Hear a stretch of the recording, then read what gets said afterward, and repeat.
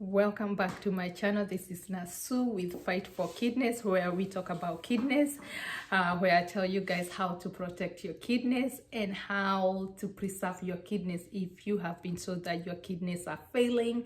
So welcome back. Thank you so much for subscribing. Thank you so much for sharing, because I always say sharing is caring. We are in the month of March, and the month of March is kidney awareness month.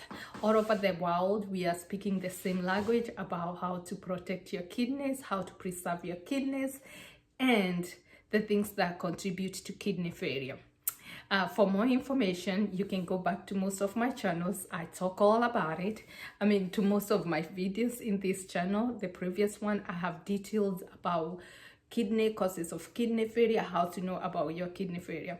The theme for this month, this year, the language we are talking about is kidney health for all. That means for everybody, and how to prepare ourselves, or how to prepare when we have disaster, where there is emergency situations, and to keep those people who are vulnerable, those people who have kidney disease, healthy. So we want to go back to, before I get back to all the statistics, we want to go back and think about COVID. So everybody was, somehow we were all affected by COVID.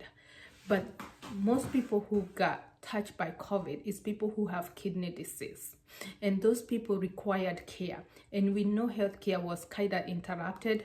The supply chains were interrupted. So some people had to go on a few days of dialysis or a few days of treatment. That's very, very important. And today we are here to bring awareness all over the world. People are joining hands and coming and voicing their airing out and voicing the needs of protecting our kidneys, making sure that if any other kind of disaster happen, that people are safe, people can receive the care they need, because people with kidney failure, they need that care, they need that treatment. If they can't get that treatment, then they end up dying. And before we get there, it's not about treatment, it's about also how to protect our kidneys from failing. The research that was done last year, and this is from World Health Organization, it says about greater than 800 million people all over the world. That's just, it seems like a small number, but you don't want to be statistics. But 800 million people all over in the world have kidney disease. And those are the people who are in areas that are urban areas. What about those people in the rural areas, somewhere people have not been even touched? Some people have not gone to the hospital, and they have not been diagnosed with the kidney disease. So there's so many people out there. They say out of 10, or out of 7, one person have kidney disease and they don't know. So you might be walking there feeling healthy and you might have kidney disease, but you don't know. So as well as we come today, this month, to bring awareness and telling people how to preserve and protect all of us from kidney failure, or in case there is a disaster, how can we be able to keep ourselves safe? How can we get that care for those people who have kidney disease, those people who are vulnerable, that how can we protect them, that their kidneys doesn't get worse, or they need the care that they need. So without wasting time, let me know what you can do this month. I'm not asking about any other month. I'm just asking this month of March, what can you do as an individual? What can you do as an individual to protect your kidneys and to make sure to know about your kidney health? And if you have a kidney disease, how can you slow that progression? Just because now that you know you have kidney disease, you have symptoms for kidney disease, it shows your kidneys is kind of failing. How can you slow that progressions? So I need to say about 3 things that you need to do. Just 3 things. Know your risk factors. If you have diabetes, high blood pressure, those 2 things put you at a high risk for kidney failure. Okay?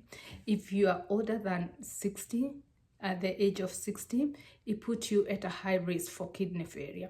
And if you have a family history of kidney disease or diabetes or high blood pressure, that puts you at a risk that you might develop diabetes, you might develop high blood pressure. And if they stayed uncontrolled, then you are at risk of developing kidney disease. The other thing is scheduling your test. This is not painful. It's an easy test. You can go with the easiest one. I tell the less invasive you start with the less invasive and then you progress to the next one. What do I mean with less invasive? Know where your skin is being broken. Okay, so you start with that one, and the one test that can be used to detect if you have kidney failure is urine, and they check that urine to make sure to see if there's any protein in your urine. Then they also do now a blood test after they check your urine. If they see that you might have protein in your urine, then they'll do a blood test, and that blood test is checking for creatine to see how your kidneys are clearing all the toxins in your body.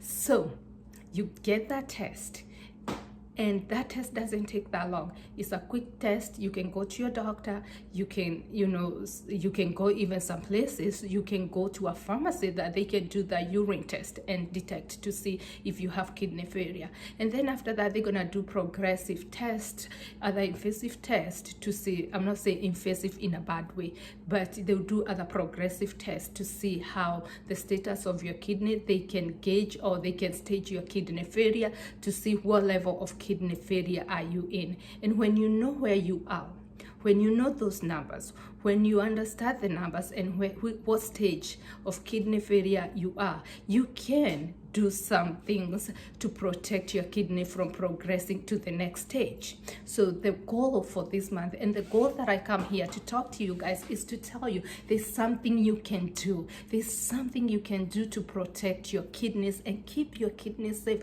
from progressing, from getting worse to where you need dialysis. Dialysis is so expensive. Dialysis takes time, and really, if the way things are going, it's just not it's not healthy even for a country. That's one thing that can, if for those countries that the government pay for those services, sometimes they might not be able to sustain it. If so many people end up on kidney failure, they might not be able to sustain those services. So what can we do? Prevention is better than cure, of which dialysis, the only way you can get a cure is either getting a transplant. Okay, no other way. It's either getting a transplant. And the other thing is, follow up with your kidney doctor, or follow up with get to know a kidney doctor. That's what I need to say, kidney doctor, because you go to your primary doctor, they tell you this, but you need to know somebody who understands your kidneys, who understands the kidneys, and will give you a plan. They'll start working with you, a plan that suits you. If it's the diet, they'll work with the dietitians to give you a diet that financially you can be able to afford it. They'll come with a plan of how you need to exercise depending on your comorbidity, depending on your mobility and other things. They'll create a plan to help you exercise, so that you can reduce the control your blood sugar and control your blood pressure. They also will be able to discuss about your health status and the things that you need to prepare depending on where you are with your kidney health. So this month, I just want you to remember 3 things. All right, 3 things when we talk about Kidney Awareness Month is knowing your risk factors. If you're high risk factors, go get checked, go get tested. It's just a quick one day that you take off, go get tested. The next thing is talk to your kidney doctor. Find a kidney doctor. Start discussing with your doctor. Start talking to your family members. See things that they can change, the lifestyles you guys can change to control what's causing your kidney to fail. All right, I thank you guys. Thank you for your time, and I hope this month that you pay attention. Don't be the statistics. Don't be the statistic. So if you hear that there are 800 million people suffering worldwide, and you might say, worldwide, that's not a big number. You might say, that doesn't look like a big number. But let me tell you, you don't want to be the statistic. You don't want to be the 8,001 million people. So how can you do that? It's by knowing your risk factor, getting tested, and talking to your doctor. This is Nasu again. Thank you so much for listening to me. Thank you so much for subscribing. Thank you so much for sharing. And I'm working to bring more information, to keep fighting. This is my goal, to keep fighting for kidney disease, fighting for kidneys. And that's what I call my channel, Fighting for Kidneys, because we gotta fight for our kidneys. We gotta protect them. And I thank you, and I hope you guys enjoy the rest of the month, and I hope somebody will say, hey, because of you, I got to know my kidney status. Thanks again. Thank you so much for watching, and thank you for keeping your kidneys healthy. This is Nasu. Until next time, bye.